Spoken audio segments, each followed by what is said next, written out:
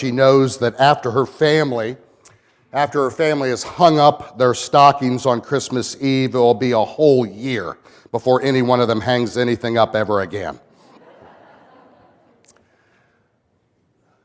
Most of us, I'm sure, are sad. Are sad Christmas has passed. I hope this was the best Christmas ever at your home. A Sunday school teacher was reading the story of Jesus' birth to the children in her class one morning. As usual, she stopped to see if they understood. Now, what do we call the three wise men, she asked? The three maggots, replied a 5-year-old. Well, the teacher corrected and said, well, now what gifts did the Magi bring baby Jesus? Gold, frankincense, and Smurfs, the same 5-year-old replied. A Sunday school class invited their pastor to view their Christmas artwork. On the bulletin board were posted pictures of the Holy Family at the manger, angels singing to shepherds in the field, and the wise men bringing gifts to the Christ child. But one drawing, however, really puzzled the pastor. It was a picture of the Holy Family boarding a jet plane with the pilot already in the cockpit. The pastor says, tell me about this picture. The little boy who drew it spoke up and said, well, that's Mary and Joseph and the baby making their flight to Egypt.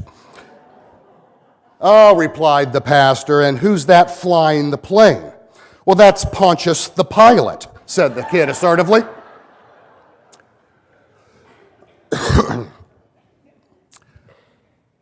Immediately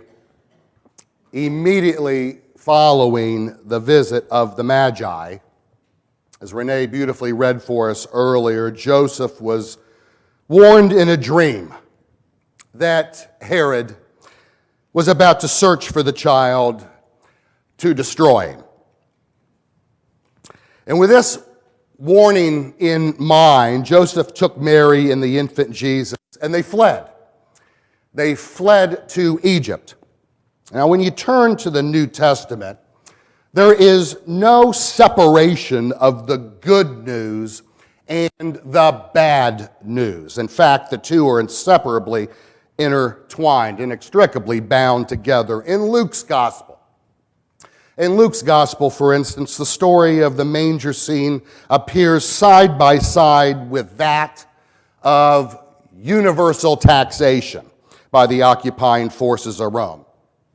In Matthew's account, there is no attempt whatsoever, no attempt to hide the fact that Jesus was born at the same time that a paranoid tyrant named Herod was on the throne. See, the real story of Christmas is one in which good and evil are both shown for what they are. That's the kind of world we live in.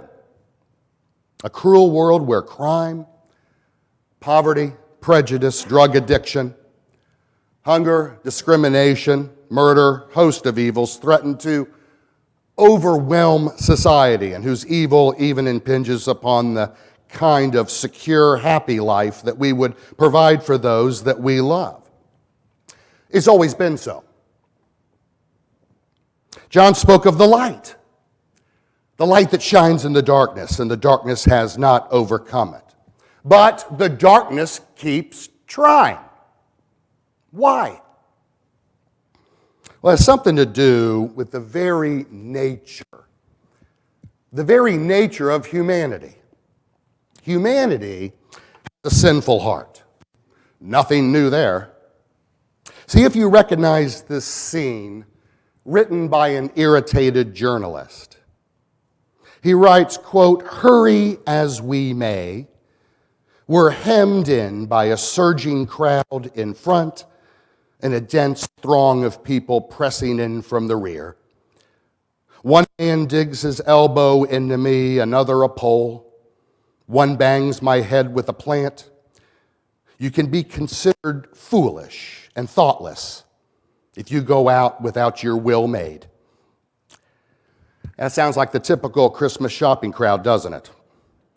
The same writer later complained, quote, "Here you may pay a big rent for a miserable house. Everyone dresses above his means," end quote.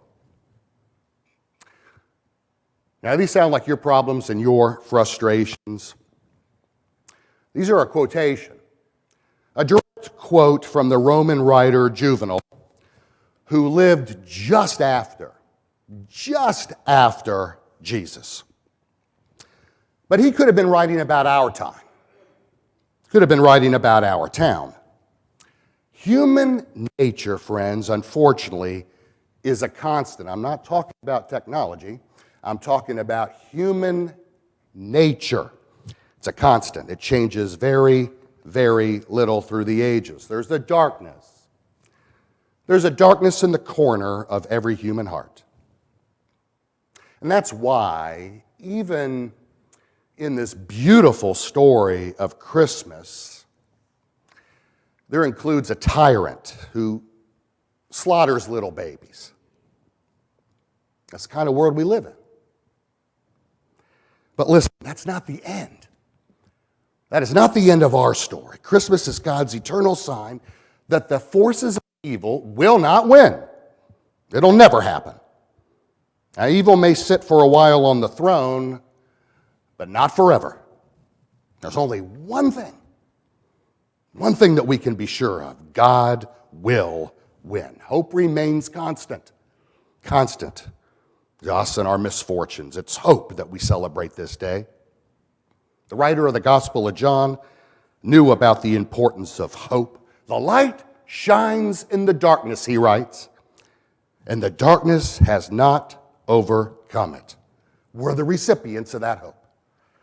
That's the good news for the second Sunday after Christmas. The Herods of the world may have their day, and they do, but the eternal victory belongs to Christ. And that conviction keeps us moving forward from one Christmas to the next, regardless of how dark things seem to appear. So don't despair. Don't despair. We live in a difficult world, but Christ has overcome the darkness, and his star still shines as a reminder that God will never forsake his own. And all God's people said, amen.